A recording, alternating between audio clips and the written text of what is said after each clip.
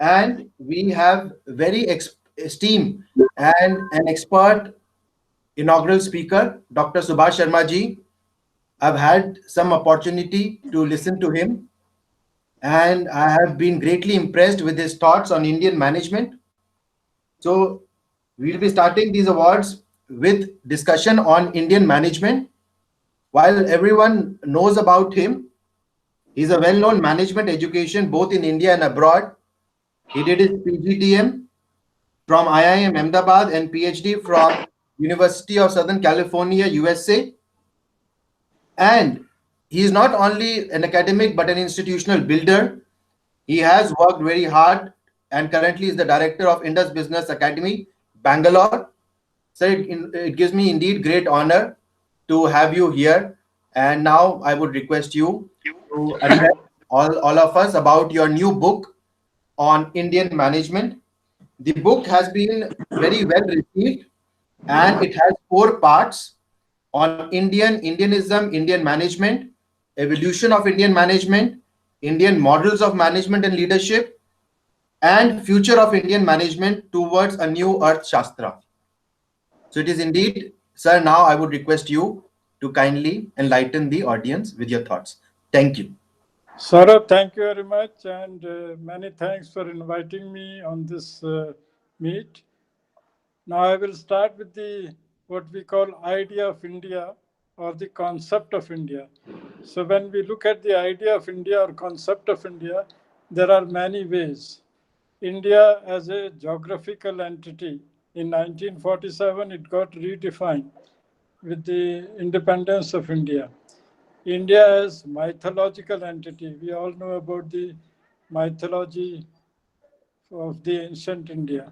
India is a land of spiritual heritage, and even today in 21st century, the ideas of yoga and meditation have been globalized. India as a civilizational entity, India as a cultural entity, and in 1947, India as a nation state. Then India as a business entity, or what we call India Incorporated. India as a market. So today we are all talking about India as a market. India is a reservoir of trained human power. So the one of the largest technical manpower, trained technical manpower is in India. India as a confluence of thoughts. So these are the different ways in which we can define India. Now India as what I call Indianism.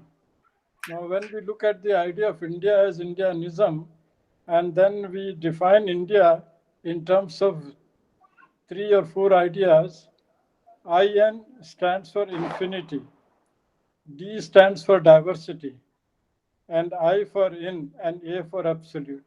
So, the idea of infinity and diversity in absolute. So, that is the idea of India. That is the concept of India at a philosophical level or at the deep spiritual level. And then when we look at India in terms of what we call the social discourse within India, and then we see this social discourse in terms of two axes. One is the structural, on x axis, you have the structural concept, and right side is the cultural concept. And on the y axis, you have on the x axis, you have the structural, and on the y axis, you have the cultural context. So when you create the structure and culture dimensions, and then look at the different variables. India is a matrix society, and this matrix, if you see, on one axis you have the region, religion, rural, and urban, these four dimensions. On y axis, we have the caste, then class, and then community, and now new categories. Categories like you are a marketing expert, you are a finance expert, you are a HR expert, you are an engineer, you are a professional, medical professional, and like that. So this matrix is there. Now, within each cell, this 4 by 4 into 4 matrix, within each cell, there is a dialectical relationship. So there is a seesaw operating in each cell. And then seesaw, once it goes out of balance, then it turns into a spiral. So as a result, there are so many spirals simultaneously operating because of the multidimensional nature of the Indian society. So as a result, you can never predict what will be the headline tomorrow in the newspaper.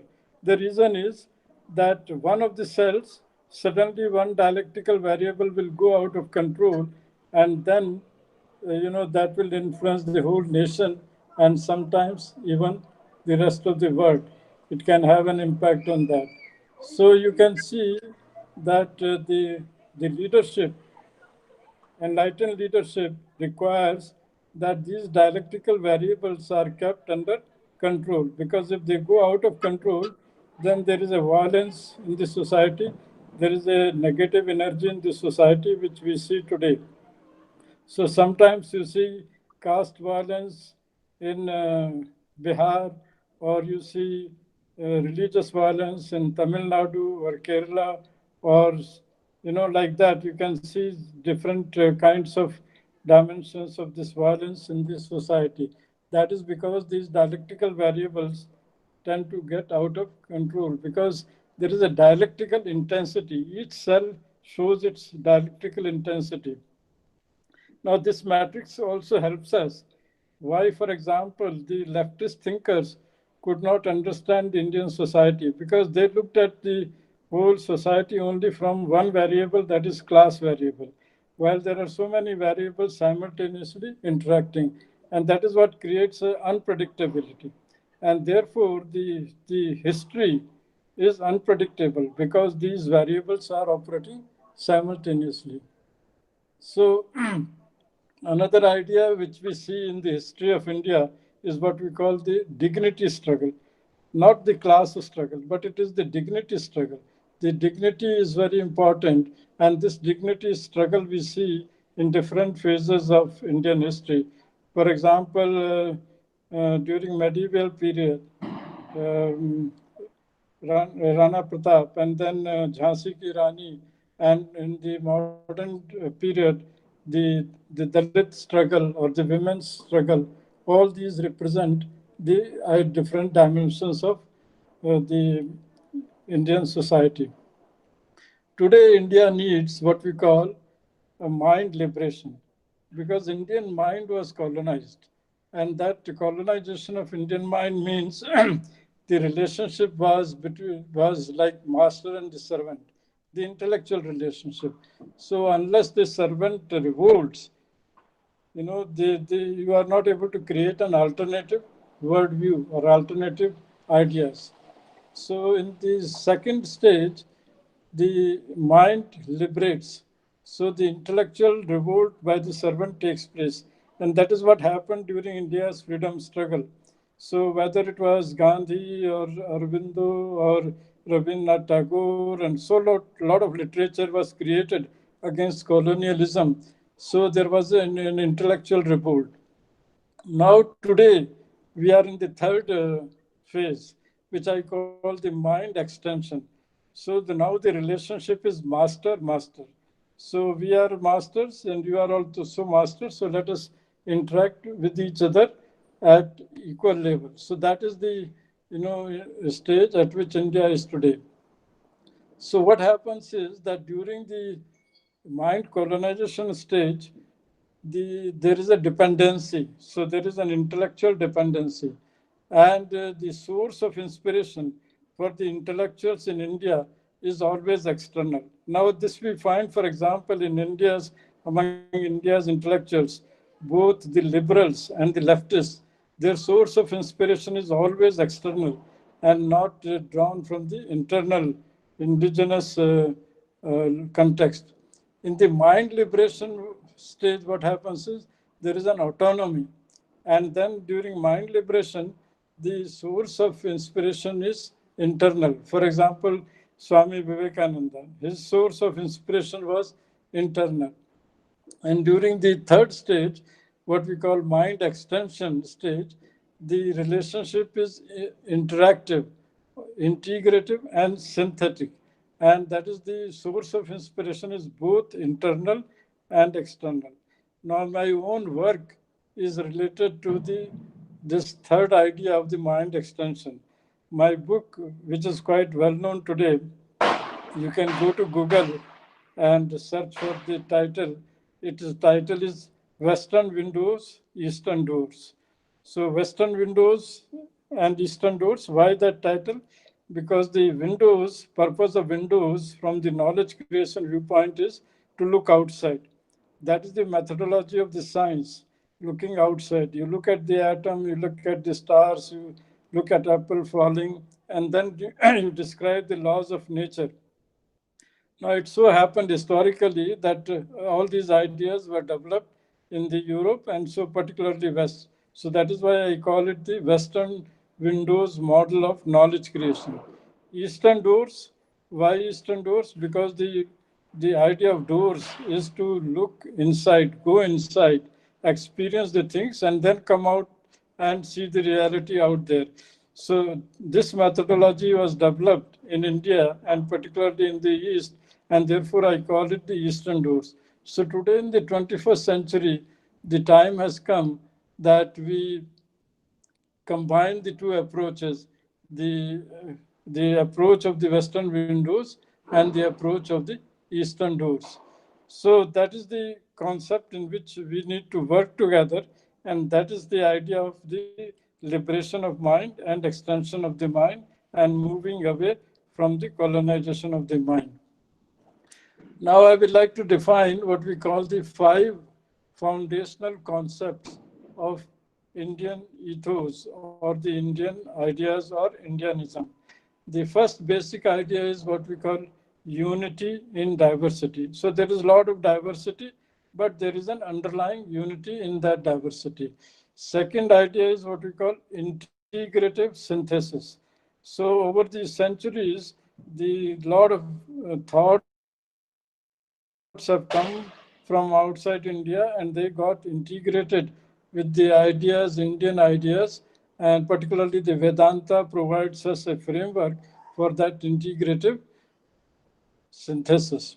The third idea is what we call the idea of confluencism. So there is a confluence of ideas or thoughts. Now, for example, instead of clash of civilization, we need to have confluence of civilization. So that is the fundamental idea. And that you can see at the ground level when you come and visit India and see, meet people at the village level and the small towns, you see how the different cultures have got the confluence model of in operation. Then the world as a family.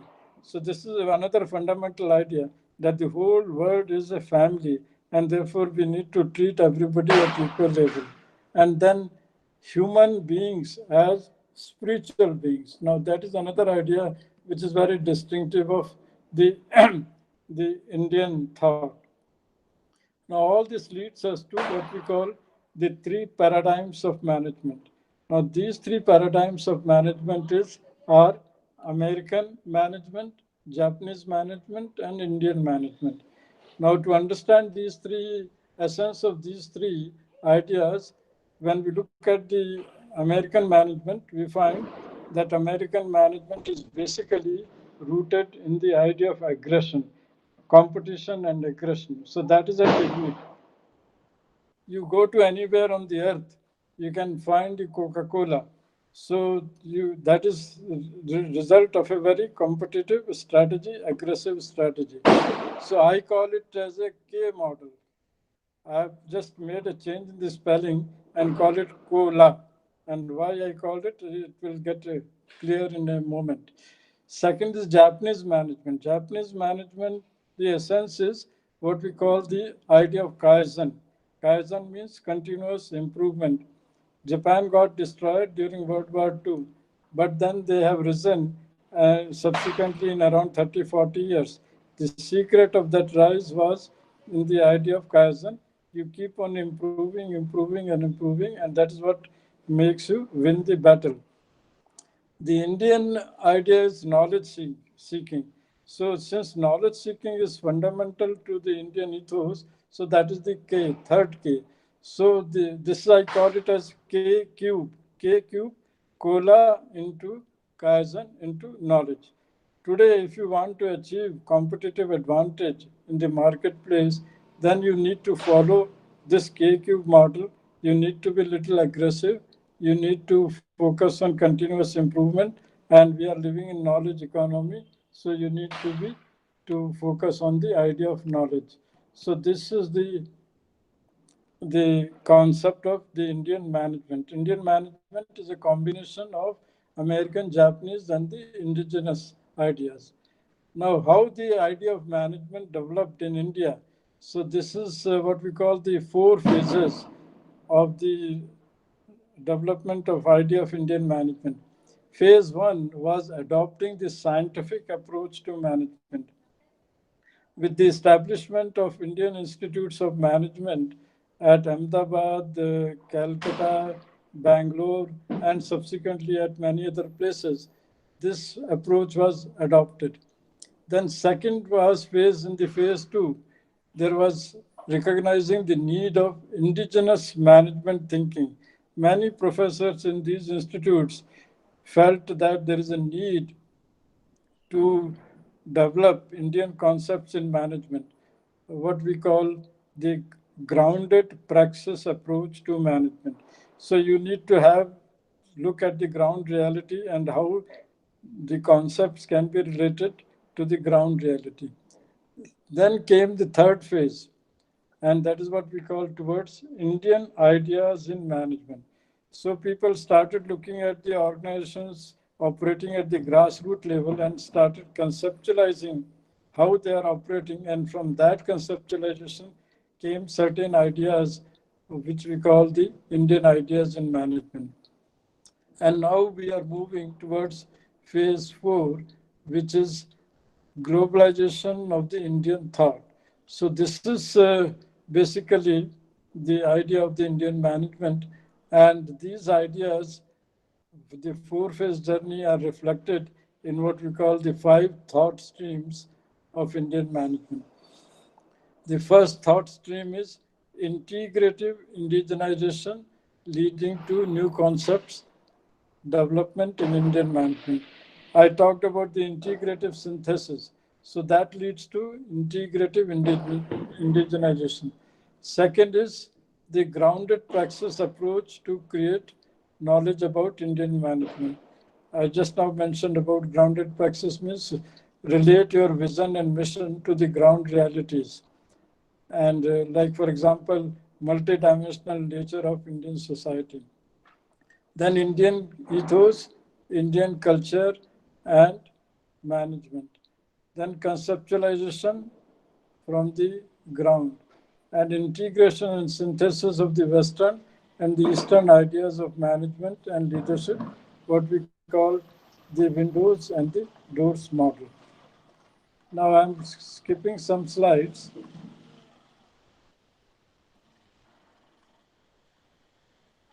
So here is a table which identifies. Sir, your slides are not. Sir, are you showing some slides also? Actually, my laptop is not working, so I'm using the mobile. So I can't say. Okay. But I will send the slides Yes. to you later on once my Yes, sir. internet connection is okay, and then you can circulate it. Huh? Okay, sir. Okay, sir. So the key ideas, Indian, American, Japanese, and Indian, in terms of vision of life. So what is the vision of life in terms of American model? That is struggle for existence and survival. In terms of Japanese, is struggle for betterment, kaizen, continuous improvement. And in Indian thought, it is struggle for values. Who are the influential thinkers? American management influences Darwin, Maslow, and others. And Japanese, Zen thinkers. And Indian, it is Vedantic thinkers, Vivekananda, Gandhi, and Aurobindo. Then what is the overarching idea? Overarching idea in American management was MBO, management by objective. In Japanese, the idea of superordinate goal, or what we can call MBHO, management by higher objective. In Indian thought, it is what is your purpose of existence? So that is hope. I call it hope. Higher order purpose of existence. Since ancient times, our thinkers have been asking what is the purpose of existence, and that they are defining in terms of higher order purpose of existence. Then, what are the dominant ethos? American is spirit to dominate, Japanese is spirit to improve, and Indian is knowledge seeking ethos, what I called Kola, Kaizen, and knowledge. Then, what are the foundational theories? For example, foundational theory, American management theory, X theory, Y. Japanese theory, Z. Indian is theory, K, or nurture and task leadership. K stands for community. So, organization is a community, and from that you uh, use X, Y, Z combination.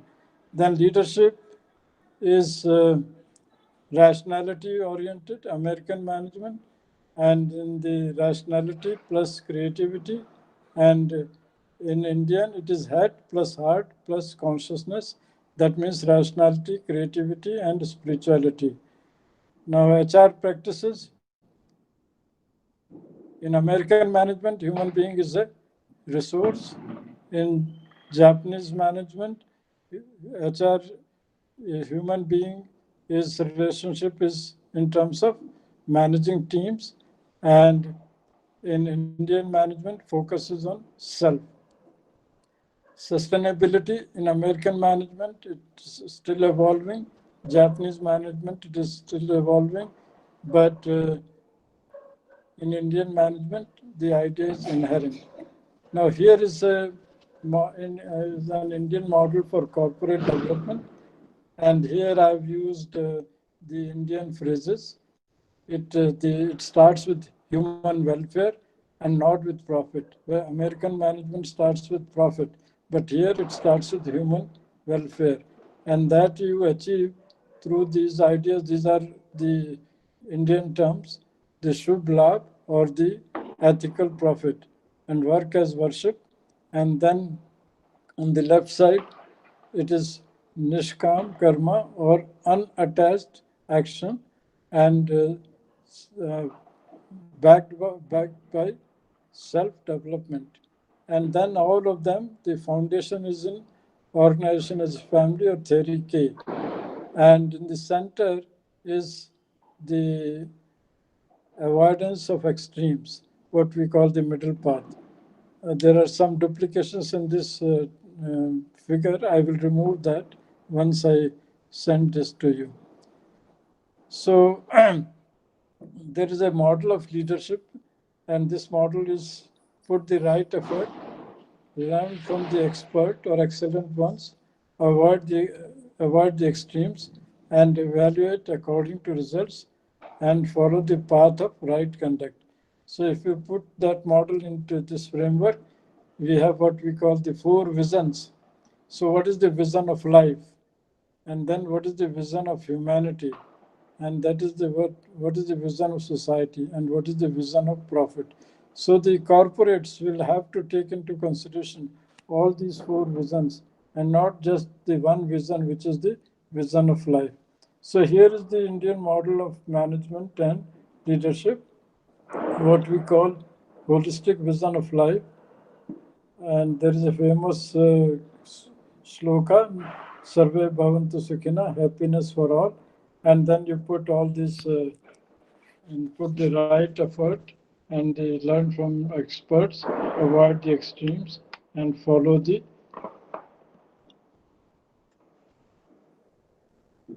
path of conduct. And there are some facilitating factors like be truthful, and then focus on improvement of your. Now, here are some of the Indian models of leadership. I think it will be difficult for you to read, but I will explain a few of them. The most ancient model is the Kautilya's model. Kautilya, as you know, is a very famous thinker of India who wrote the ancient book, Arthashastra, a book on economics and politics and management of kingdom.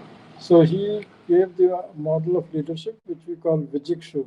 Vijikshu means you must have an inner desire to improve the things. Then came the other thinkers, and that is in the modern context, mostly management thinkers.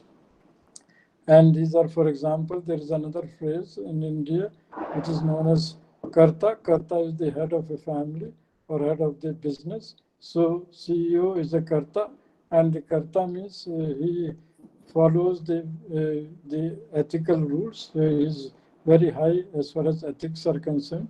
Then the other theories like the theory K, and one of the recent theories is my idea. And then, of course, the idea of nurture and task leadership that is given by Professor J.B.P. Sinha. And now my latest idea is what we call the corporate Rishi model of leadership. Now, Rishi, I have redefined the idea of Rishi as anybody who can see and re-see the things in new ways. So if you can re-see the events, threats and opportunities in new ways, and then create new opportunities, then you are a Rishi. For example, in India, we have examples of corporate Rishis, J.R.D. Tata and Narayan Murthy, Azim Premji, and many others. So these are some of the examples. So I think I conclude here and keep the discussion open for any questions, answers, and clarification. So thank you very much, Saurabh, once again. Thank you, sir. Sir, we will take the questions at the end. Okay. Now we will start with our, as scheduled, our panel discussion.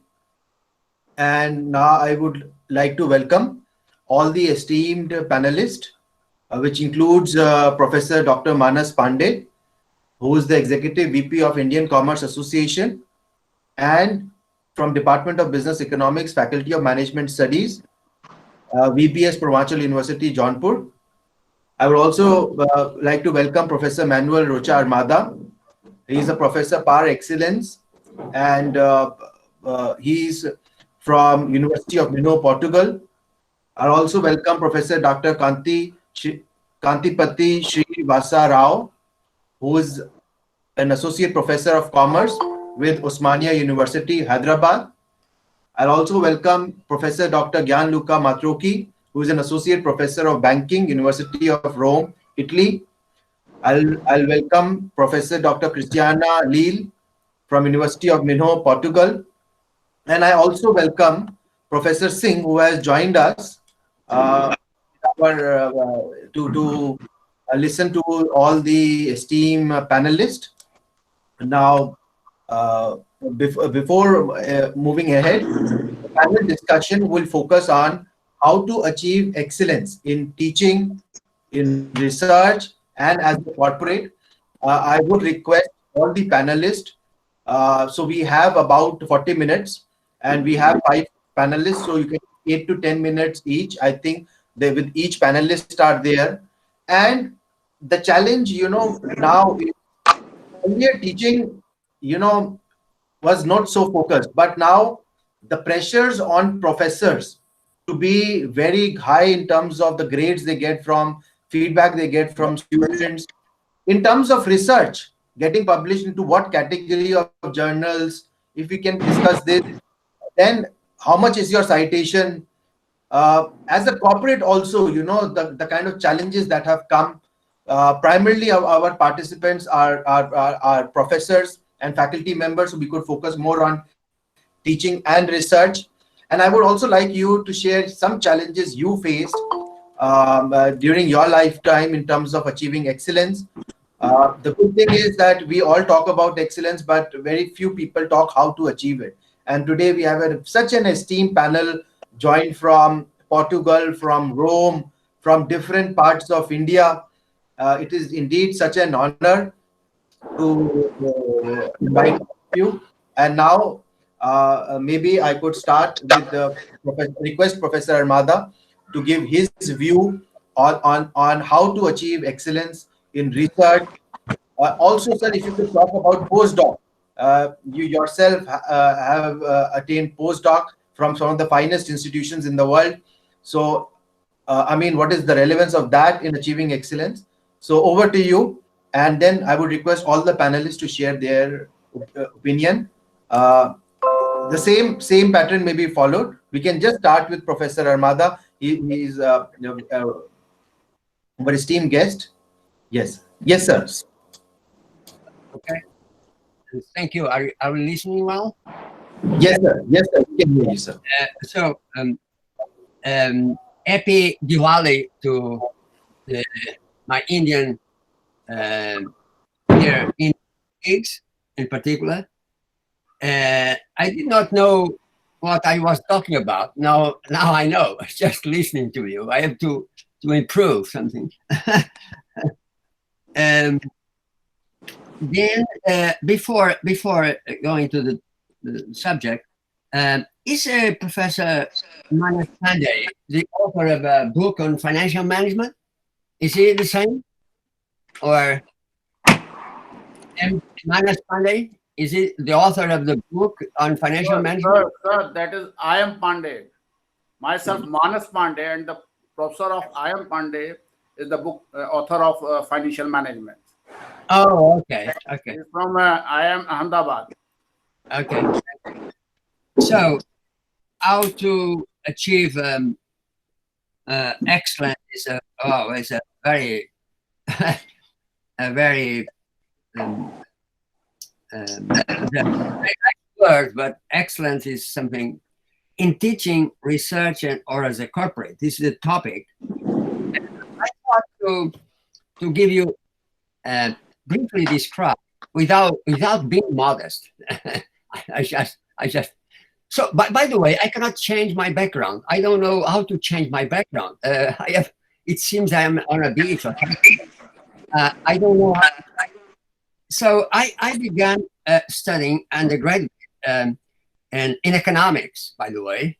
And then I found that I wanted to move, and I went to finish my undergraduate studies in management/business administration in my country. And very soon I realized that I had to move away.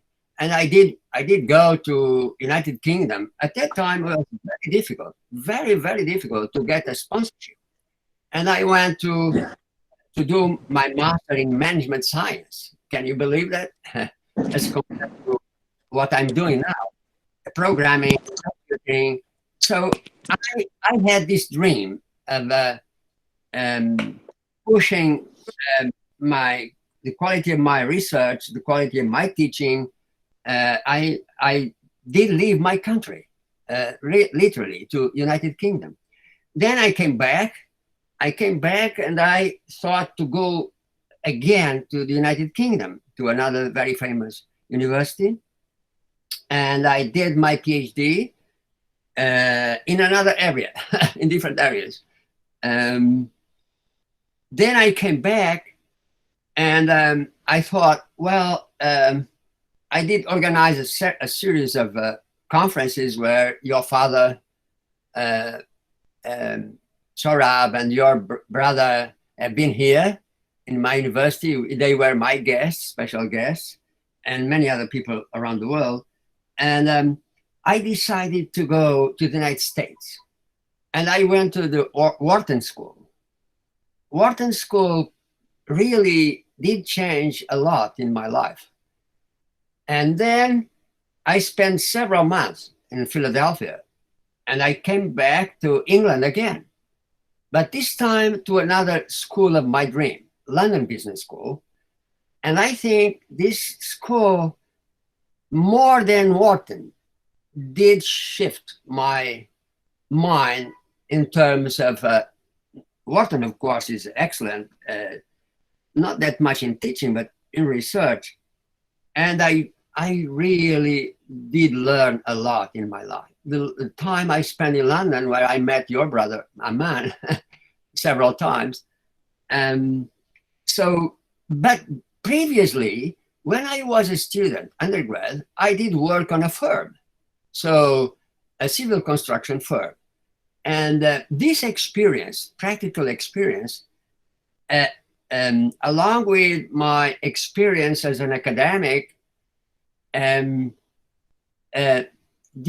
gave me a huge large number of different and diversified ideas how a school should be. So I came back to my university again with this pattern of a Anglo-Saxonic type of behavior, of institutional behavior, academics, and I did quite a lot. Being president, vice president, being so with so many roles. And then in the last 10 years with Christiana, Christiana is here. She was my PhD student. Now she's my colleague and co-author in many, many things. We work together in a different area, but so with looking back at my past, looking back, I could look back and say what the school should be. And then I began to kind of help building a new school, Anglo-Saxonic type of school. We almost teach in English, almost. And other parameters came into my mind, like executive education, sustainability, social responsibility, and climate change, worries about climate change. And then my final dream, I think it will be final, behavioral experimental economics, which I believe is going to be the future of almost everything. I'm working with psychologists and neuroscientists right now, and curiously, this is not qualitative. In terms of econometrics and mathematics, generally speaking, is far, far more complex than neoclassical type of approaches. Far, far more complex. I'm using with Christiana several algorithms, very well known from the engineers and computer programmers, in order to help to give some solution to some old problems with new vision and new issues, raise new issues. So it is hard. You have to leave the country. You have to fly back these different parts of the world. But all in all, at the end, the effort, I think, did pay a lot. And I did organize with Gianluca, my very good friend, and his wife. We did organize the European Financial Management Association meetings,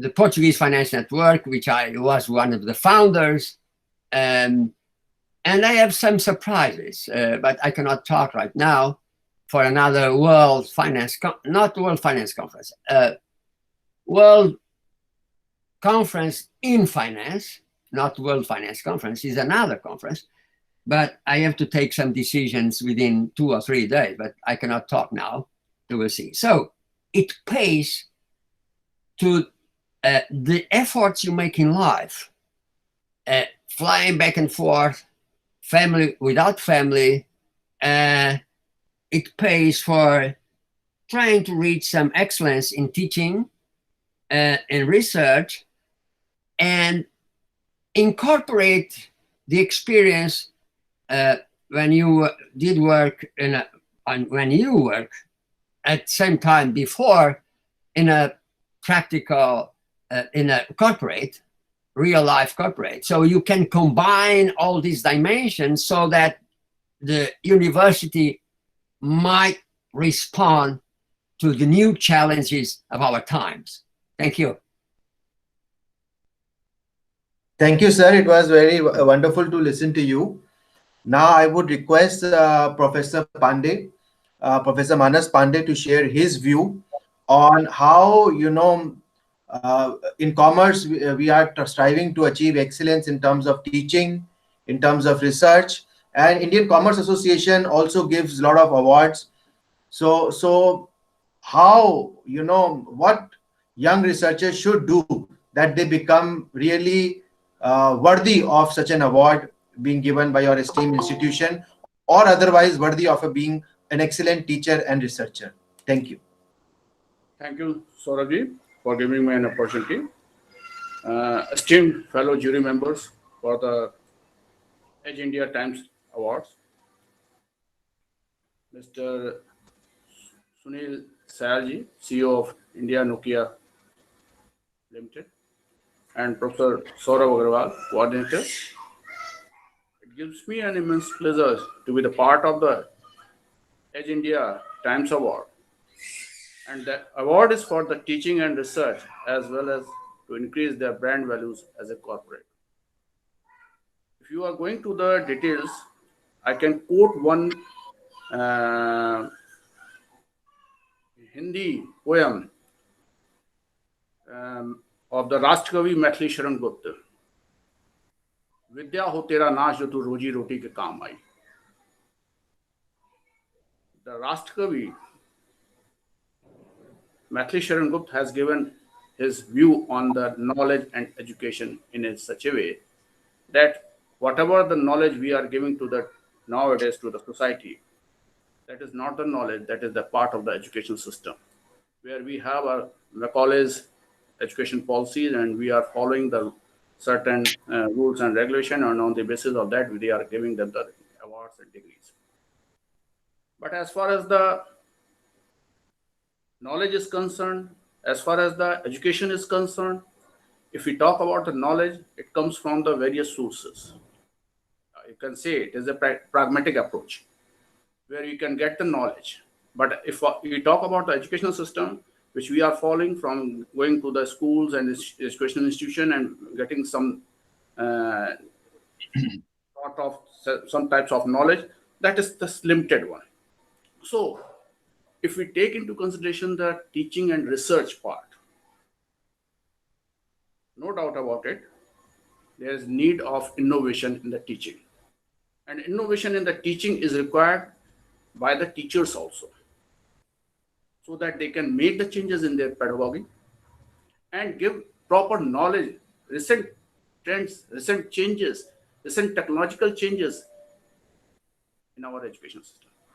As far as you ask the questions related to the ICA, ICA is focusing on the promoting the young researchers.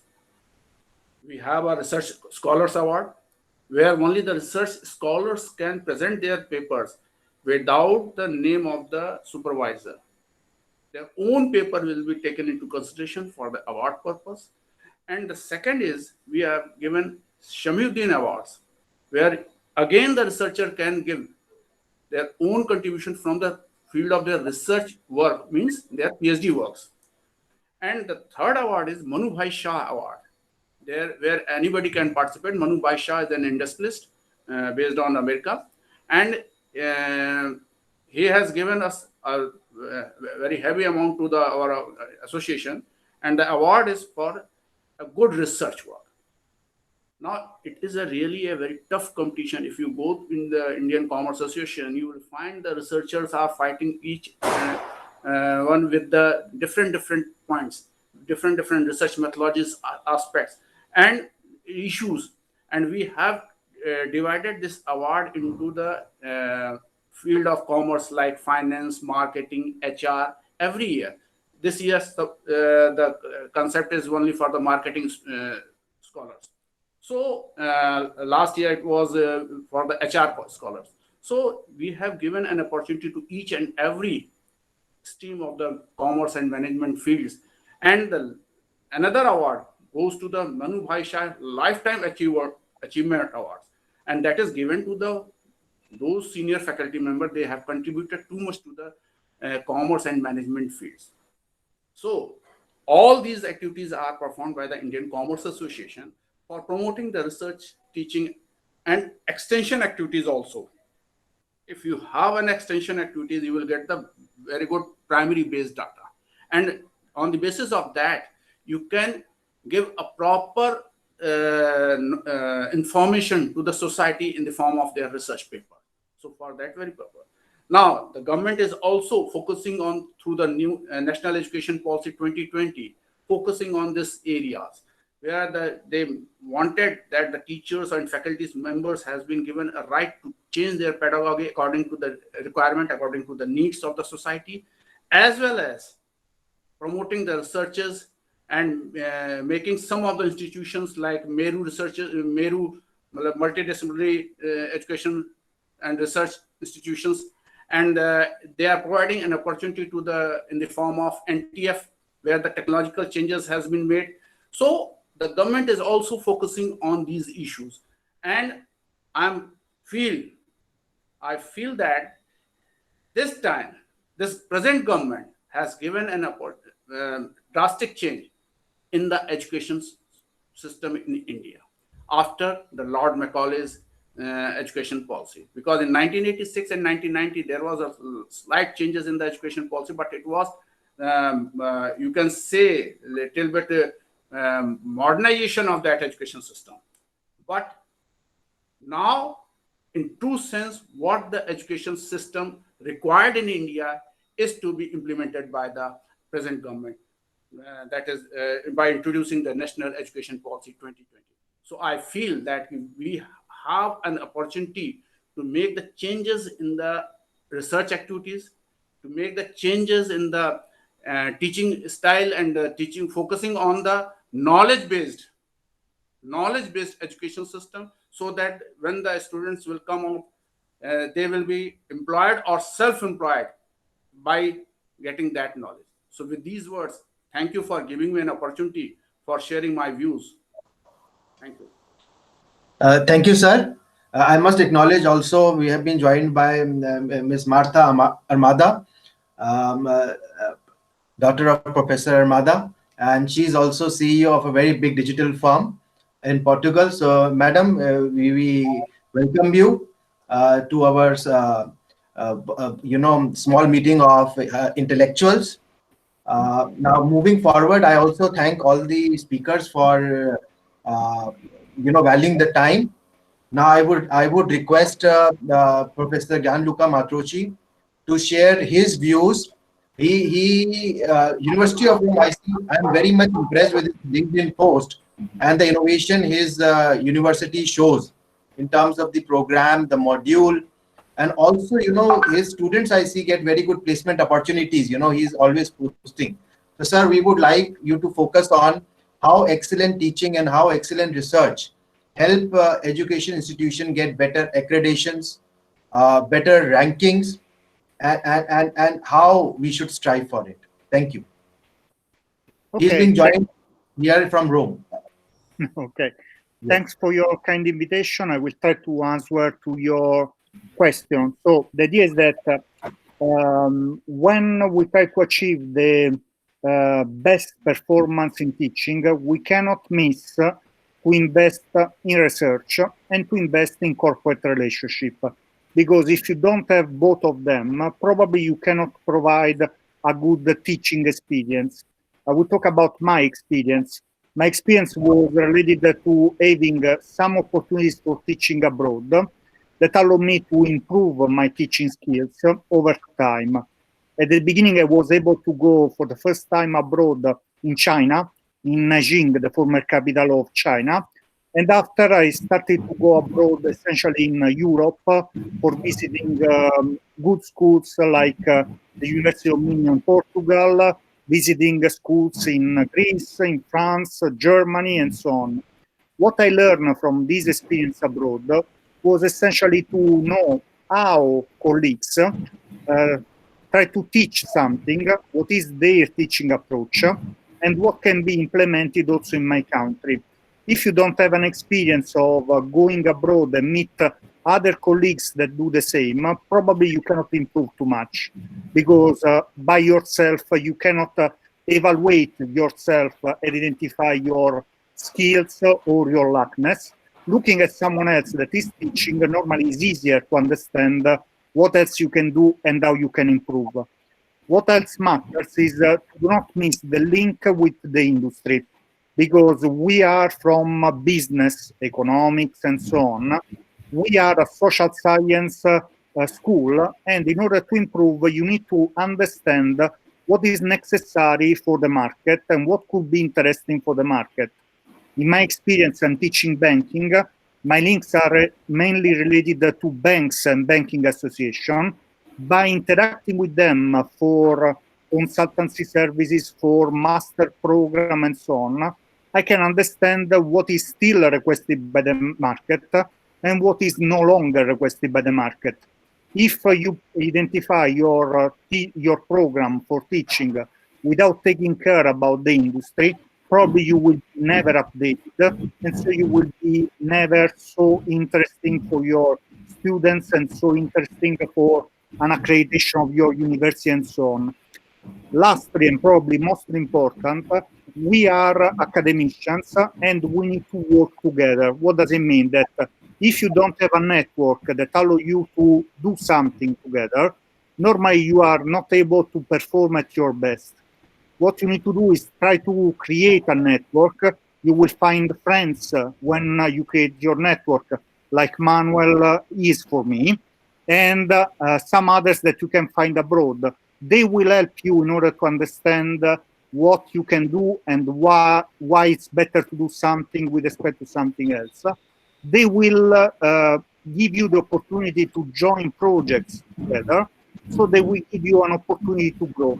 If you try to do it by your own without having connection, normally it doesn't work. My suggestion is that when you try to develop connection and you want to maximize the expected result from a connection, try to create connection abroad with respect to your country, because it's easier for someone from abroad to offer something to you that you don't know with respect to someone that is working in your school, in your department, and so probably you already know what are the opportunities that could be offered. When you can create a link outside the country with other academicians that are working almost in the same field, in my case is finance, you can improve, you can grow. And that's what you need to do for growing, also for growing in the future. Lastly, what I want to say is that when you start to do your career in the academy, normally you start with a field that you think it works and is a field that is normally suggested by your supervisor.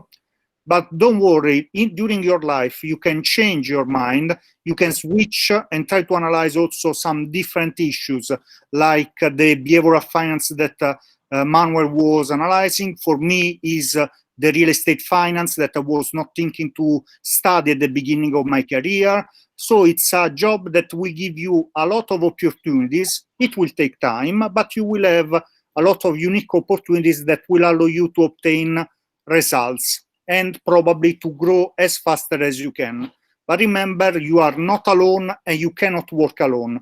If you try to work alone, probably you cannot achieve good results or you cannot reach the target that you have for your future. Thanks. Thank you, Professor Gianluca. It was really enlightening to listen to you. Now I would request Dr. Rao to share his thoughts on the panel discussion. Also, he is very often invited by many universities to evaluate PhD dissertations. So I would also request you, sir, what you evaluate, when you are evaluating excellence in those theses, if you could share some light on that also. Thank you. So you'll have to unmute yourself. Thank you, Saurabhji. Good evening, all. Happy Diwali.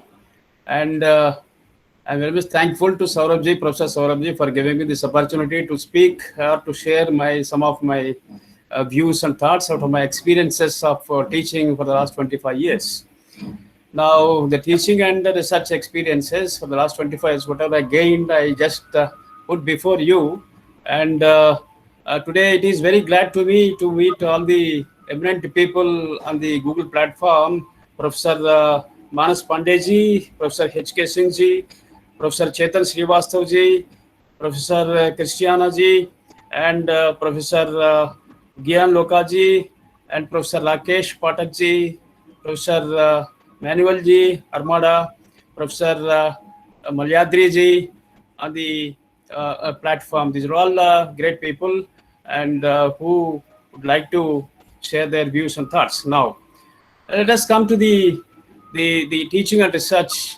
Teaching and research, to my mind, both should go together, because today we need the research inputs to the teaching. Otherwise, the teaching is not effective.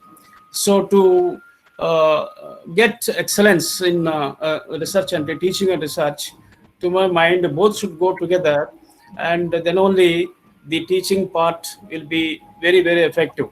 So, and at the same time, the research, when you talk about, teachers should equip with the changes that are taking place in the society, in the environment, in the educational environment, and all that should be taken into consideration. And the morals, ethics, of course, anyhow, we'll have the curriculum and all that to complete. We are not confined to the completion of the curriculum and all that. Anyhow, it is designed, and we'll do that work. It's our primary responsibility. In addition to that, what I mean to say is that the morals, ethics, which are unfortunately lacking in the society today, the younger generations, that is need to be highlighted. That is one thing, and need to be inculcated in the minds of the students. And another important thing is that we have today, the technology is the edge for us. So that is why we have to enable the students for the analytical thinking, enable the students towards the analytical thinking, critical thinking, and all that. And the new people, whoever enter into the teaching and teaching field, they should have a passion and a devotion. So that, and best practices are to be maintained, are to be followed. The best practices, when you call about, when you think about the best practices, say for example, engage the students in different activities, educational activities. And because of that, the exploration, we can explore the students, we can enable the students to explore different aspects in their own domain. And after that, as a teacher, as a faculty, we have to evaluate the students, they whatever thoughts they have, whatever projects they have prepared with the help of us, that has to be evaluated, and properly we have to guide them. That is one important area. And then afterwards, we have to guide the people. As a faculty, we have to guide the people. We have to explain if how we have to conduct different aspects of the research, and all the different aspects of the issues that are prevailing in the society. On those areas, we have to give an awareness to the students so that they can effectively conduct the research. So these are all the qualities as to a teacher should have, a faculty should have. And then elaborate, we have to elaborate it. So these are all 5 E's: and engage, explore, and evaluate, explain, and also elaborate. These are all the qualities that a teacher should have, then only. But these qualities, when can we expect, means without research. The research inputs, through research only, these inputs the faculty can give to the students. So that is why these the effective teaching, whenever we call about our excellence in teaching, when you think about this, engage, explore, evaluate, and the elaboration, explanation, these are all very, very important, that inputs that enable the effective teaching. And when you come to the domains of different domains of the teaching, today we have in our country, of course, the theoretical teaching is very scope is very high. So the point is here to reduce this theoretical the aspects in the teaching. That means we are confined to the classroom teaching and all that. So, but whatever the domain may be, whether it is arts or science or pure sciences, or the commerce, finance areas, whatever it is. So the student, we have to take to the student to the practicalities, and we have to enable them to learn out of practicalities. The theoretical part, I don't think, to my mind, a theoretical part for explaining the theoretical part, it is not necessary to give a separate time for that. So the students can easily learn out of the practicalities, only the theoretical, because the practicalities, the theoretical component is involved with the practicalities only. So that is why once we take to the, for example, arts students, if you take the case of arts students, we can take to the administration because the administration is related to them. We can take to the administration and the ground realities, what are going on, how the administration activities will take place and all that. Practically, we have to enable them to experience it.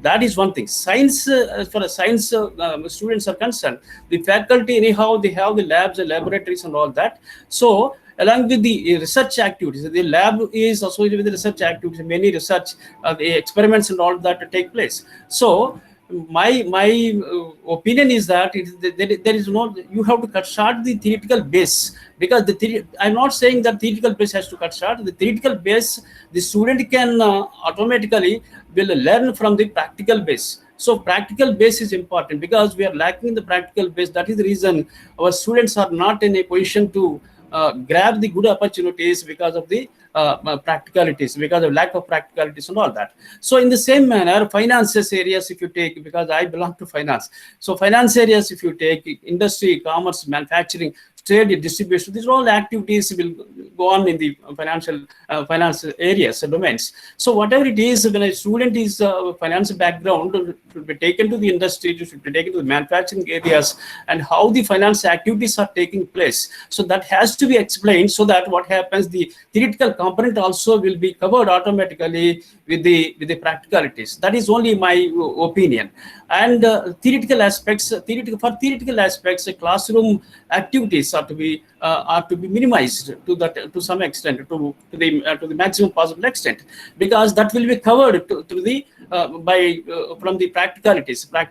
When we have to take to the student to the practicalities, so that they can learn it. And that is one thing. And as I told you, mentioned in the just a few minutes back, that ethics and morals also, it is our responsibility. We have to teach the ethics and morals to the students. We have to give the inputs about it, because we are talking about holistic development of the student today in the national education policy. It's very wonderful. The national education policy is really great, and after a long period, years of time, then Government of India under the Honorable Prime Minister Narendra Modi has brought it. So this is very, very important for the younger generations to come up in their life with the practicalities and all that. That is why vocational education they include in that. So these are all very important from 6th standard onwards. So the self-employment, as our Manas Pandeyji rightly stated, that the self-employment or vocational education gives the students to the self-employed. So my point is, the faculty should equip, first of all, the technology that we have today. It is an advantage to us, and the other curriculum also we have to take, and we have to convert into take the advantage of the technology, and then we have to deliver the goods to the students properly, so that what happens, the students will benefit. So, and the younger generations will get benefit, because we are all talking about the young India and all that. So young India will be effective when the skills are important, as our Manas Pandeyji rightly stated. I appreciate it. So the skills, innovations are very important. Skills and innovations you cannot expect without research. So critical thinking, as I told you, mentioned, critical thinking and analytical thinking, all that will come from the research activities only. So that is why we have to, as a faculty, we have to give the different types of the projects which are related to their domain. And another important point I would like to mention here we have there is a gap between, in India we have a gap between the practicalities and the theory and the employability and education. So there is a gap between the employability and education. This has to be bridged. National education policy addressed this very lengthy. So this is very important to implement. So bridge the gap. You have to bridge the gap between the employability and education, so that what happens, that only happen with the vocational, and that only happen with the experiential learning. So that is why experiential learning, how can a student can get, means we have to take them to the grassroots level, and then only the people can, the students can learn about it, and they can implement it, and they will come up in the life, and they will sustain their life with the employment, whether they get outside in the corporate sector or the government sector or on their own. They can stand on it on their own. So that is why what is important means experiential learning is very important. We have to take them to the grassroots level, and we have to ask them, we have to inculcate them the practicalities of the grassroots level. So that automatically will become as a theoretical part, because theoretical component will be involved in that. So that is one area. And another important thing is that as I mentioned you here, some important aspects, the relationship the relationship between the teaching and research. When we talk about there should be a relationship between the teaching and research. Here, when you talk about create new knowledge, or Manas Panditji has rightly stated, new knowledge. How will you get to go on? We have to enable the students to read more and more books about their belong to their particular domain. If they go on, we have to encourage them to get the knowledge and all that. Once the knowledge gets, that will be put it in practice, and the practice for a period of time, what happens, they will get skills, and those skills will help them to creative thinking, and that creative thinking leads to them the critical thinking. So that critical thinking ultimately, finally, one fine morning, they enter into the innovations. So these innovations are very, very important, where we are lacking. So these innovations will come not overnight. It is a process. So the process of innovations, all these things, knowledge, and the practice, and the experience and learning, and all that will help the students or younger generations into the innovations. So that innovations are very, very important. That is why in the national education policy, it is stated very clearly. And as far as research is concerned, national NRF has formulated, proposed. NRF means the National Research Foundation. Under that, all research activities, all funding agents will come under that, and the funding will be given to the researchers. So that what happens, the research activities, when they take the research activities, first of all, what is important areas, and what we require actually, what solutions we have to give, what are the problems that we have today. So thus, all those activities, all those problems are to be identified. And once you identify the problems, then accordingly, the research grants are to be given. So that what happens, some suggestions, fruitful suggestions, inferences will come out with that. So that will be helpful to the nation. So keeping in view that point, the national educational policy also included all these research activities, and funding should not be misused. That is the opinion of the NRF formulation. So under that, what happens, the grants will be disbursed, and they will go for research activities, and the ground realities, on the basis of ground realities, the solutions, they will come up with the solution that will be helpful for the society. So that is one important area. So that is why when you talk about relationship and teaching, so this, as I mentioned you a few minutes back, the research mentor will give the inputs to the innovative teaching and all that. So the teaching should not be on the basis of the consistent curriculum and all that. Curriculum, I don't believe that the curriculum should be made, according to my mind, to my knowledge, the curriculum should be made on the basis of the requirements, on the basis of market requirements, demand. What are the domains that have the demand, requirements, and all that? Accordingly, the curriculum has to be designed, to my mind. So once the curriculum is designed in such a fashion that then automatically what happens, there's no question of unemployment taken into consideration. That unemployment will not be existed. So that is why unemployment, to reduce the unemployment, automatically the poverty, everything will be reduced once the curriculum has to be, because the younger generations, education is very important. Education only is the root cause for many problems in India, or for that matter, for any country, for any society. So that is why what are the important areas, what are the requirements, on the basis of that, the market demands, market requirements, employment potentialities, all these things are to be identified. On the basis of that, the curriculum has to be designed. And once it is designed, and the faculty should equip with the latest, adopt the latest technology, whatever is coming out day by day, that has to be equipped. And teaching is a noble profession, all of us, we are all fortunate that we're all in teaching areas, teaching field. So that is why whatever the new developments that are to be inculcated, first of all, in the faculty minds. So once we inculcate the faculty minds the latest developments and all that with regard to their own domains, then what happens,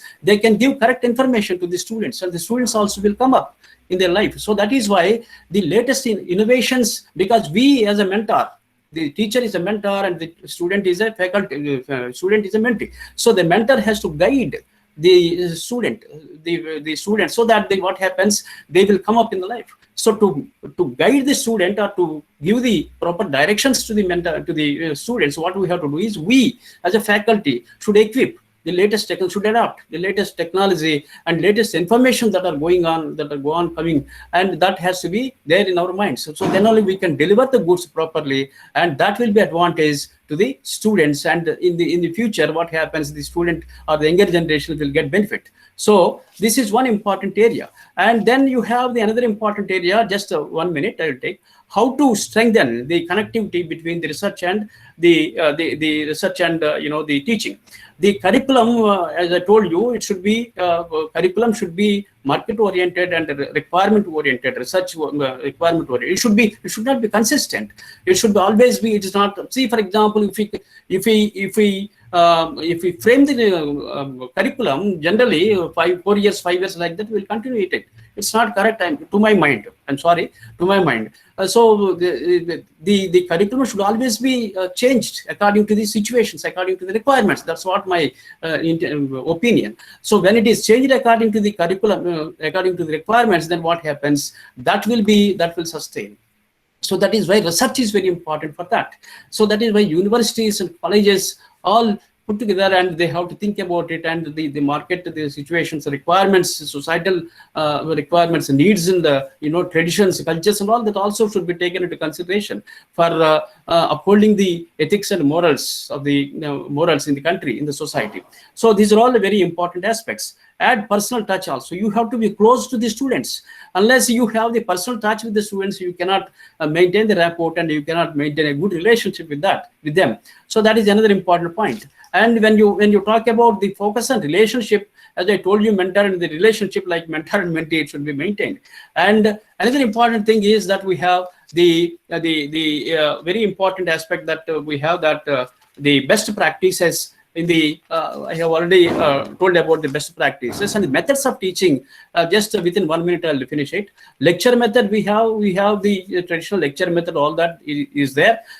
Discussion and forums are also nowadays the online platforms. Also, we are seeing that the discussion forums and all that we can see. And these are the workshops are to be established, should be initiated for among the students. And the projects and methods also should be role play, problem solving, demonstration methods. These all should be implemented, should be initiated. Of course, majority of us are doing it, but in a full length in the universities and colleges, these are all the things that have to be insisted to implement it in a proper way. So that is one of the important. And then a very important aspect, in 1 minute I will finish it, the balancing and teaching research. This is very important.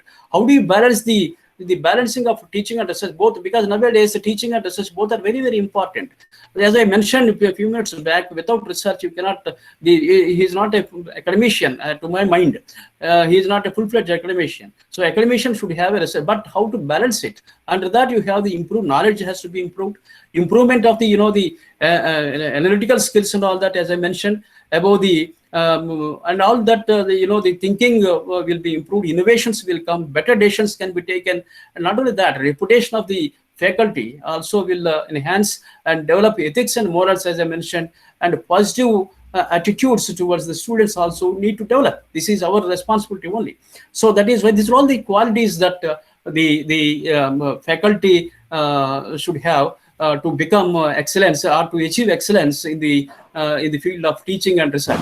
As far as my research experiences are concerned, as Saurabh asked me to, I evaluated a number of theses from various universities. So I have seen the research, the theses that are presented or conducted research. So these are all the researches on the basis of, according to the factuals. So these are the things that we have to need to check as an evaluator, and we have to question them according to the facts. Then the correct output will come out. We require, at the end of the day, we require the output. Output is important. So that output should be useful and needful to the society. In what way? Every research should give certain amount of the suggestions for the development of the society. What we are contributing from our research, that is very, very important ultimately at the end of the day. So with this, I'd like to conclude, and I thank for giving the opportunity, Saurabh. Thank you very much. Thanks a lot. Thank you, sir. Thank you, Dr. Rao.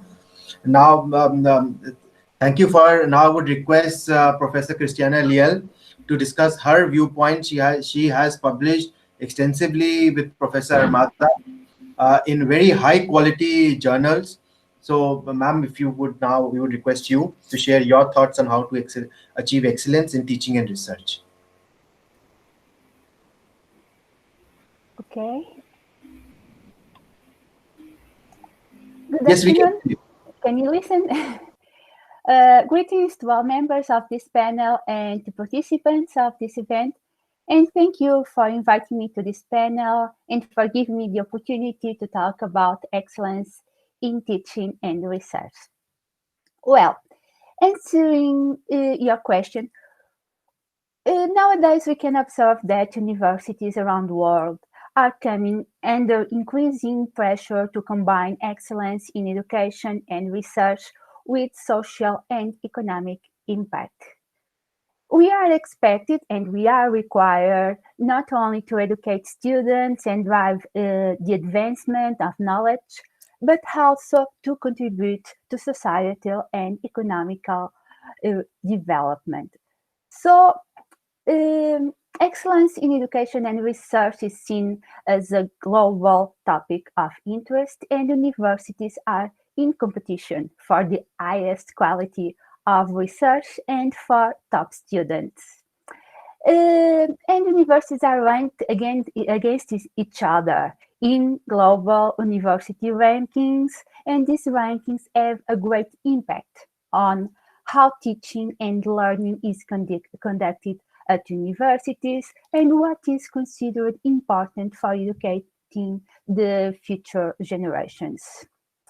Countries which have excellent universities are known for what these institutions do, mainly in terms of research, but not so much on how excellence is taught, achieved, and what is valued by students and lecturers in the process.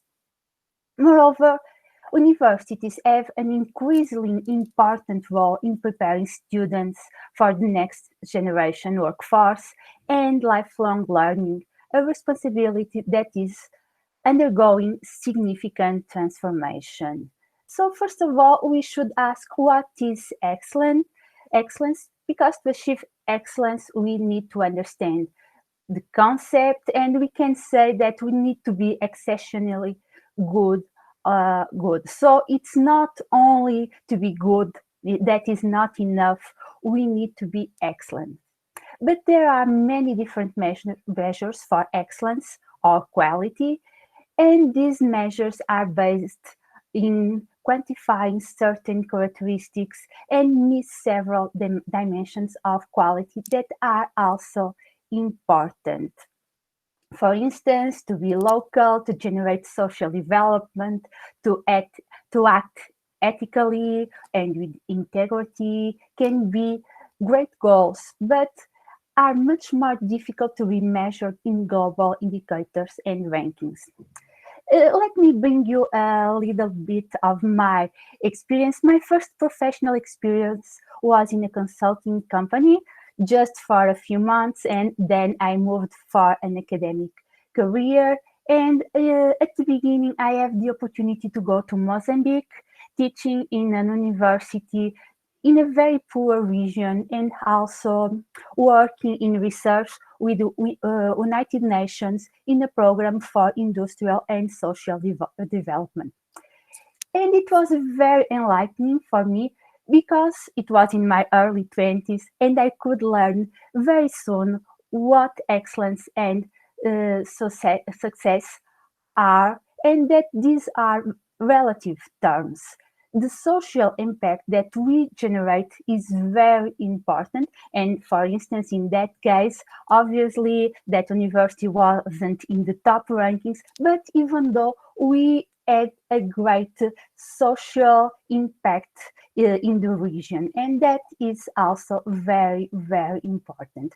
So we need to obviously look for excellence, look to success, but it depends also what we are looking for. Tell you a little bit more about University Obviously, we have programs that are knowledge based, and we have a strong linking between education and research, and we look for high quality publications. But we also promote some other characteristics such as a cross-cultural environment in a globalization context. We promote business ethics, we promote scientific research, and also a development of a career in management or in finance, and a commitment to long learning. And I think that this connection is very important. Obviously, we need to generate this linking between research and education, and to succeed in research, we need to have a good environment. We need to be in an university that has some high standards, and those high standards and the culture is very important to generate a good research, a competitive research. And the interdisciplinarity in research is also very important. I'm working mainly in behavioral finance, which means that there are a broad view of finance, and we are also working with psychology, with sociology, with some models that are very related to engineering. So research depends also in research teams that generate better research and generate more competitive research for publication. In terms of teaching, let me just add that success and excellence is sometimes more difficult to measure, but I believe that excellent teachers are very focused, obviously, in base knowledge, but also in inspiring and transforming lives, which means to generate critical, reflecting, and to show empathy, and to promote ethics in the management field. Okay, and I think that I can conclude that we are already out of our time. Okay, thank you. Thank you. Thank you.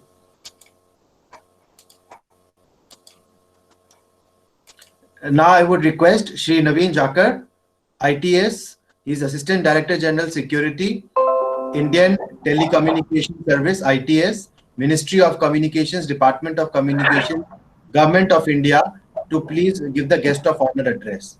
Welcome, Shri Naveen Jakar. Thank you so much, Saurabh Agrawal sir. Indeed, it is a proud privilege for me to be a part of such an august gathering wherein we are having esteemed jury members and speakers from organizations and institutions of international repute. It has been a wonderful opportunity for me as an individual to learn so many things about the innovations and the research which are being done in different areas. Now, I would like to add two more points to what Professor Manas Pandey and Professor Rao sir has said. You know, National Education Policy 2020, it is an opportunity for India to take a leapfrog jump in towards the modernization of education, and it again reestablishes the fact that we Indians, you know, we basically understand our teachers as gurus, and it focuses on the same thing that, you know, teaching is a noble profession, and it stresses on one important aspect that, you know, we need to have a very robust merit-based structure in the field of education, whereby, you know, we can filter out and we can basically award the best performers in the field of education. Having said that, I would like to sincerely thank the entire team of Edge India Publications and Professor Saurabh Agrawal sir for coming forward towards honoring the best performance in the field of education, research, and corporate. Now, one of the best things that I liked about National Education Policy 2020, it strives to develop and nurture students as assets who will be Indians by heart and who will be committed to the global well-being. And it basically, tries to address one important thing, that we need to provide the education that should be multidisciplinary with focus on science, technology, engineering, and management. But the core ethos should be driven by the Indian values, by the Indian culture. So overall, if we try to understand the national education policy, it is a great thing that India has done under the leadership of Honorable Prime Minister of India, Narendra Modi sir. Now, I would like to highlight some of the important works that has been done by my ministry during the COVID-19. When everything has come to halt due to COVID-19 pandemic, only two services were there. One was the internet and the other one was telecom. And my ministry is the guardian of these two things for India. And these two things were keeping everyone connected everywhere and every time. So, I would also like to appreciate the round-the-clock efforts of the thousands of the employees of the internet and the telecom service providers who are working day and night to ensure that we stay connected. Otherwise, if had there been any disruption in the connectivity of internet and telecom, it could have created a havoc-like situation, especially during COVID-19 pandemic. And my department was closely working with all the state governments, right from the Chief Secretary office down to the SDM office, to ensure that the people who were working in the essential services of telecom, they were issued movement passes even during lockdown phases. The next important thing my ministry did was to do the relaxation in the work from home norms in India. What we did, basically, we enabled and we addressed one important issue, that the persons who are sitting at home, they will be treated as an extended position of the office itself. And the safety and well-being of the employees working in the IT and the IT-enabled service sector was of paramount importance for Government of India. So, Honorable Minister of Communications Ravi Shankar Prasad sir himself, was monumental in taking this step forward, and to ensure that at one time we were keeping all the employees safe, and on the other hand we were ensuring that the productivity of the IT and IT enabled services sector was not getting hampered. And all the esteemed members, they have been talking about innovations, so I would like to highlight three important innovations done by my department. And I'm proud to be a national audit nodal officer for one of the indigenous project of India, that is COVID-19 quarantine alert system. This has been designed by a team of young Indian telecom service officers, and that too within a record time of 14 days only. And the total cost incurred on the project is ₹0. I'm very happy to share that. So what exactly India was following during the COVID-19 pandemic? So we have a limited healthcare facility system. So the potential cases or the suspect cases or the positive cases with mild symptoms, they were being advised by the government to stay isolated in their homes or in the institutional quarantine. But how can we make sure that the person who was supposed to be at home was really at home? So my team came forward and we used one of the important aspects of the telecom network, that through periodic checkups we can find the location of any mobile device which is connected to the Indian telecom network. And we were able to do it continuously, and till today we have been the system has been used by 28 state governments and union territories, 18 state governments, pardon, and covering almost 27 lakh targets capped under quarantine by different state and UT governments. So basically what the system was doing, it was creating a virtual geofence on the location where the person was to be kept quarantined. and we were checking the location of the person from 15 minutes to 55 minutes, that whether the person was at home or not. And even if the person was, taking his mobile device to airplane mode or turning the mobile device off, then we were able to sense it, and we were able to alert the state authorities that the person, he's doing some kind of mischief, and or he's moving away from the quarantine location. So that has enabled and helped the state governments a lot in ensuring, a safe quarantine and managing the quarantine of the persons during the COVID-19 pandemic, and using the digital technologies. The next important thing my department did was to ensure that enough messages were broadcast related to the advisories. For example, the distribution of the food, the distribution of the grocery items, the health related advisories were being issued to all the citizens of India. Till date, we have broadcasted 1.5 billion SMSs in more than 17 regional languages of India. The third important aspect that my ministry did was to design an interactive voice response system. All of us have Arogya Setu app in our smartphones, but let us think about the people who are not having the smartphone. How can we cater to them? So we came up with this intelligent and interactive voice response system, wherein the person will be answering some of the answers or questions from the IVRS, and then a particular advisory will be issued to him that he's safe, or is he having any mild symptom, or whether he belongs to an area which is under quarantine or containment zone. So that those kind of things were done. Now my team also went ahead to do one more interesting thing in the field of artificial intelligence. So we designed a system known as Drishti. Using facial recognition and big data analytics and artificial intelligence, we designed this system. Government of India has been focusing on three important aspects. Number one is to ensure 2 gaj ki duri, to maintain a distance of 2 meters whenever we are moving in the public. The second was to ensure that everyone is wearing a face mask whenever he is moving out. And third one is to limit the number of people who are present at a given place. So we designed a system using artificial intelligence who could easily detect whether a person was wearing a face mask or not, and it basically sends alert to the nearby state authorities that the so and so persons, they are not wearing masks, and whether the persons present at a place, they are basically maintaining the social distance or not, and how to check how many people are entering or leaving any given place. For example, the railway station, airport, a mall, so many things we could do by using this system.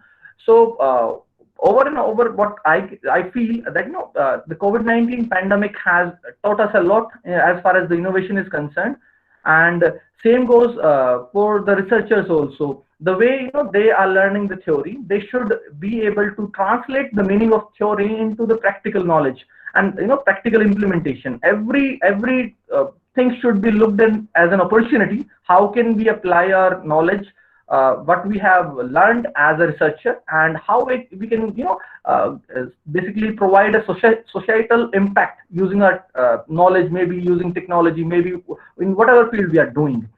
So we need to have the best brains working in the best fields to ensure that we leap forward towards a modern India.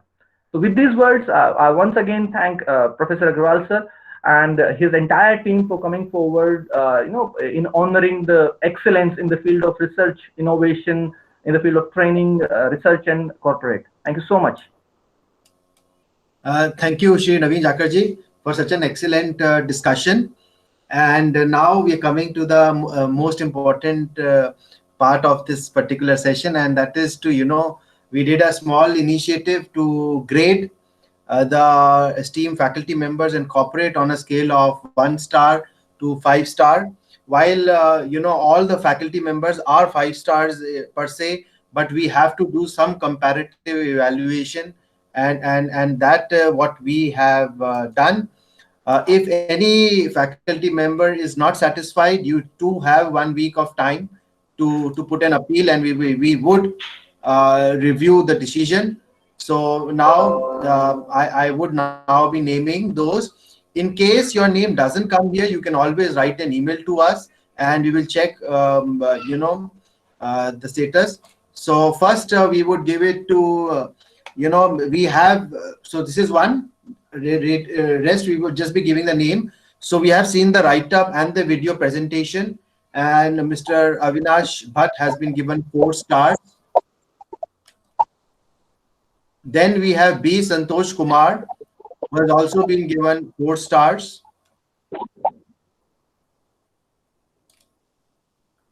Then we have Blesson Verghese James, who's been given 3 stars. Then we have Chetan Shrivastava, 4 stars.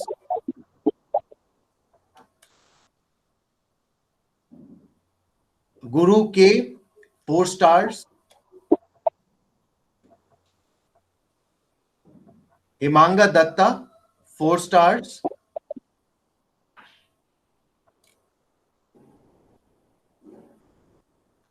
Jagdish Kumar M. Rathore, 5 stars.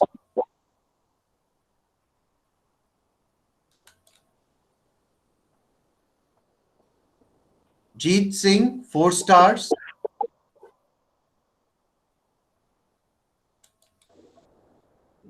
K. Ramaswamy, 4 stars.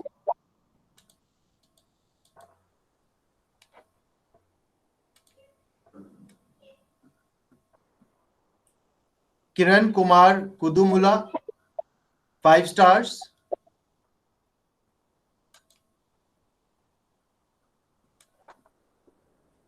Manisha Saxena, 5 stars.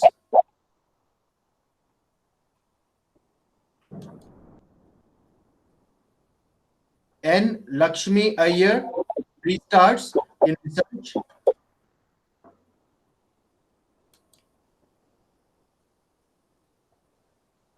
And she has also applied for teaching. So N. Lakshmi Iyer for teaching, 5 stars.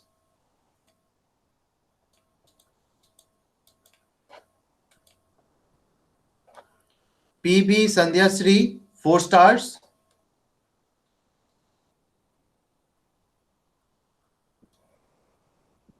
Pola Varapu Aparna, 4 stars.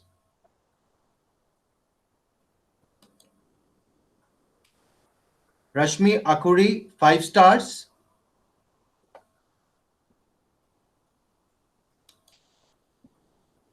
Rashmi Seni, 5 stars.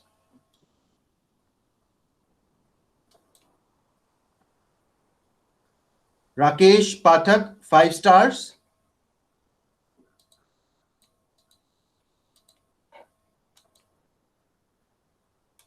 Rohit Bansal, 5 stars.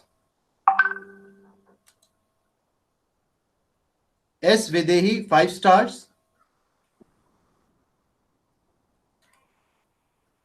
Sagar Talreja, 5 stars.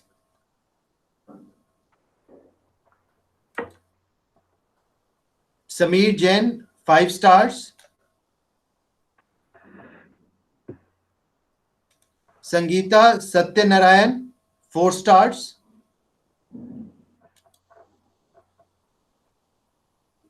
Sarang S. Dhote for research, 4 stars.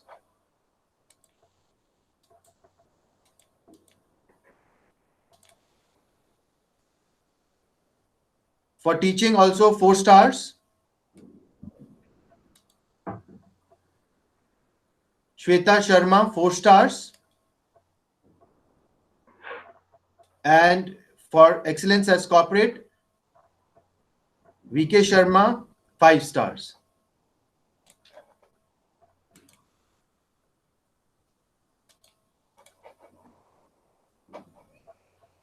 So with this, we have presented our certificates ranging from 3 stars to 5 stars. I from the core of my heart, thank all the esteemed speakers, starting from Shri Subhash Sharma ji, who's talked about Indian management. I also thank all the esteemed jury members and panel members, including Professor Pandey, Professor Armada, Professor Rao, Professor Matroki, Professor Leal, for giving such an excellent insight on how to achieve excellence in research, teaching, and as a corporate. I also thank Sri Naveen Jakarji to have shared his thoughts on the work done by Ministry of Communications. Indeed, we have been quite well protected because of the proactive measures taken by the Government of India, and we thank all the government for being very on a scale. It was considered that we are very cautious, in terms of stringent measures, and we have seen countries which have been not stringent, what has happened to death toll in such countries. And now, thank you to all the participants also. We had involved a new methodology whereby you were required to write up about yourself in 500 words and also share a YouTube link. So it was not only focused on CV, which a lot of professors do focus on. We wanted to change, and we said no, video presentation, and we'll observe the video presentation. So I think I would thank all the participants also. Now, participants are welcome if they have any questions. The floor is open. The panelists are also here. You are welcome to ask any questions, specific questions if you may have. We may take 1 or 2 questions. Thank you. Please state your name, your institution, and then any question if you may have. Thank you, Saurabh. This side, Professor Jain. I'm from National Institute, Pune. And I don't have any question. The only thing is, since I have gone through all the talks, and it was a very wonderful evening for me to grab the positivity. The question to me is, since I'm in the academic fraternity, the question to me is, for example, we are motivating to the students to start their own startups. We are motivating our fellow colleagues to write down a good papers. But why don't we motivate to start their own startup by the academician? This is a very good point, what I feel. And some of the point, let's say a year back, one student had asked me, sir, you said many things, you taught me many things, and you're expert many areas, since you have been industry background, you're from government and so. Why don't you start this startup and motivate us? This is a very good point, what my student has suggested me. And then this was a good motivation for me as well. And now I had I completed 3 projects in NCR, and there I make 90 showrooms and 90 rooms hotels in NCR regions. That was a great motivation for me.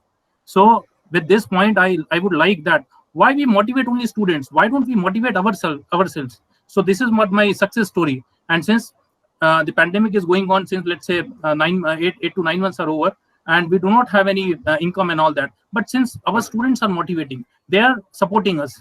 In what sense? Sir, we are with you. Since we are learning many things in a practical way, because bookish is bookish. Nobody respect bookish. Let's say people are recruiting the students, whether it is a McKinsey, whether it is a Google, whether it is a Amazon, unless and until you show them a project. So let's say this is my project, this is how do I make it, this is my professors. So I remember the Gupta ji, he's from IIM Ahmedabad. So just now he retired and he look after the NIRF, right? So he brought the students on the field. He never ever taught in the class. He never ever taught. He doesn't like that kind of teaching. He used to, let's say, I remember my days when I was there in Uttarakhand. I was a licensed officer by the government of Uttarakhand. So he took me there that how do we open the bottling plant?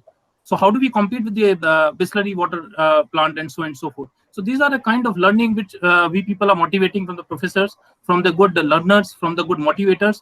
And these are the things, because after all, after retirement, what do? We do not have any source of income.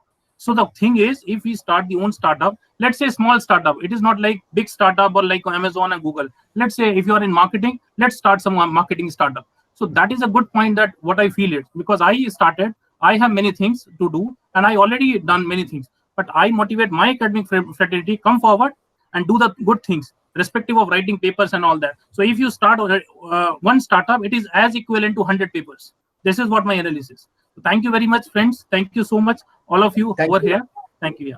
Thank you, Mr. Samir, and your presentation was also, very insightful on analytics that we saw. Okay, any other participant who would like to speak something or ask a question to the expert panel?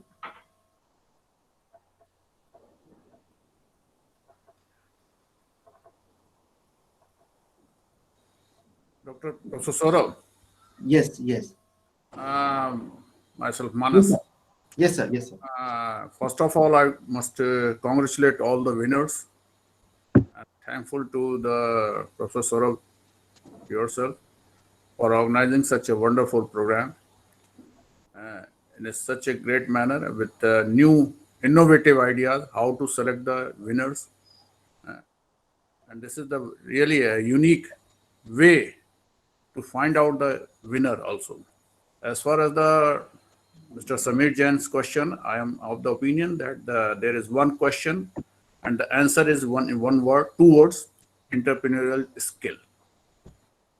If we don't have any entrepreneurial skill, we cannot start any startups. And if we have an entrepreneurial skill, then we can do anything which we want to do for the employment purpose or self-employment purpose or a startup or skill development purpose. So with these words, I'm thankful to all of you for organizing such a wonderful award ceremony. Thank you, sir. So I think we must now, there are no more questions. I thank all the expert panel and the speakers. Hello. Honor. Yeah, I think some question is there. Yeah, I just want some insight related to the question which I've asked in the chat box. Thank you. Okay, so can you just repeat it? Yeah, I just basically check. this is related to the career advice. I had asked just one question in the chat box that suppose if I'm teaching right for 1 year at a foreign university, any career advice on how to start, right? Yes. So Sagar, of course there are other panelists, but I was also invited by University of South Pacific, Fiji, in 2015. I think to get an invite from an international university, I think as Professor Gyanluca said, and as Professor Armada has also pointed out, you need first is your recognition and interaction and constant discussion with the professors and heads and deans there. Once they start recognizing that yes, this faculty member, this professor carries a lot of weight, they themselves would find a way to invite you over for a short span or for a longer period. So I think that is one way you could get. Our degrees are quite valued in Fiji. I'm aware of that. University of South Pacific, University of Fiji is there. Many Indians have gone abroad there. Apart from that, in UAE also, a lot of our degrees are valued for longer term. While America and UK tend to invite those whom they think the degrees do not really, but they invite them whom they feel is really marvel in their area. But rest panel can maybe answer. Yes, how can they get a international opportunity to teach? So does it mean that that it will begin with some international paper publication only, or can it be also like through discussion or some meetups at some any recommended places or institutes which you can? Primarily, it is the the conferences which happen internationally.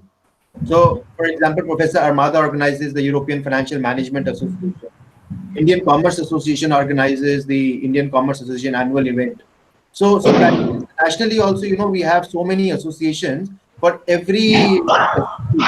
So participating in those would give you the access to that heads and deans in those areas. Rest, the expert panel will maybe answer. Thank you. Good evening. This was a wonderful. This is Dr. Chetan Srivastava from University of Hyderabad. Wonderful session, and it was quite a learning to move. And I would like to answer Mr. Sagar's query. One, you can try with the Asian Institute of Technology, Bangkok. Every year they come with a program with India and government to go, and they have openings for all the teachers for short-term assignments, 6 months, semester, and 1 year kind of thing, which you can apply with your detailed CV and all. And they usually consider people.